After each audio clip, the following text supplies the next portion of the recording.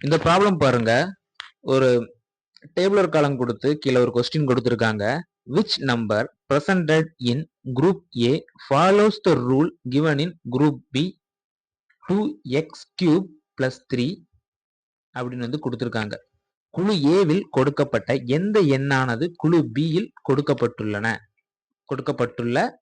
2x plus 3 என்ற விதி சார்ந்து அமைந்துள்ளது.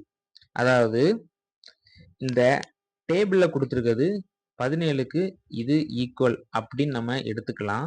இல்லைன்னா மொத்தமாட்டு உள்ள விதியில வந்து இந்த நம்பர்ஸ் வந்து ஈக்குவல் இருக்கும் அல்லது இல்லாமலும் இருக்கும் அப்படின்னு நம்ம எடுத்துக்கலாம். இங்க என்ன கொடுத்துருக்காங்க? 2x cube. இதுல வந்து 2x கியூப் வரும். 2x கியூப்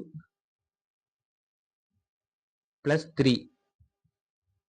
இந்த ரூல்ல குரூப் பில உள்ள இந்த ரூல்ல வந்து ஃபாலோ பண்ணக்கூடிய குரூப் ஏ நம்பர் என்ன அப்படின்னு கேட்டிருக்காங்க. அதாவது இப்போ இந்த எக்ஸ்ல வந்து நம்ம ஏதாவது ஒரு வேல்யூ அப்ளை பண்ணோம்னு வைங்களேன், அந்த நம்பர் வந்து இந்த கீழே கொடுத்துருக்கக்கூடிய அதாவது இந்த குரூப் ஏல கொடுத்துருக்கக்கூடிய ஏதாவது ஒரு நம்பர் ஈக்குவலா இருக்கணும். அப்படிப்பட்ட ஒரு நம்பர் என்ன அப்படின்னு வந்து கேட்டிருக்காங்க. குரூப் ஏல உள்ள நம்பர் என்ன அப்படின்னு கேட்டிருக்காங்க.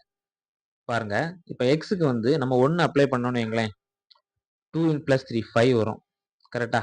அதே எக்ஸுக்கு வந்து நம்ம 2 அப்ளை பண்ணோம் அப்படின்னா எக்ஸ் கியூப் 2 கியூப் வந்து 8 கூட்டல் 3 இஸ் ஈக்குவல் டு 19 வரும்.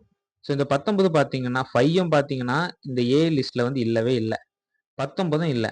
சரி, அடுத்து இந்த எக்ஸுக்கு வந்து 3 அப்ளை பண்ணோம் அப்படின்னா 27, 3 கியூப் 27 தானே, கூட்டல் 3 27 × 2 54, 54 கூட்டல் 3 57 வரும் ஆன்சர்.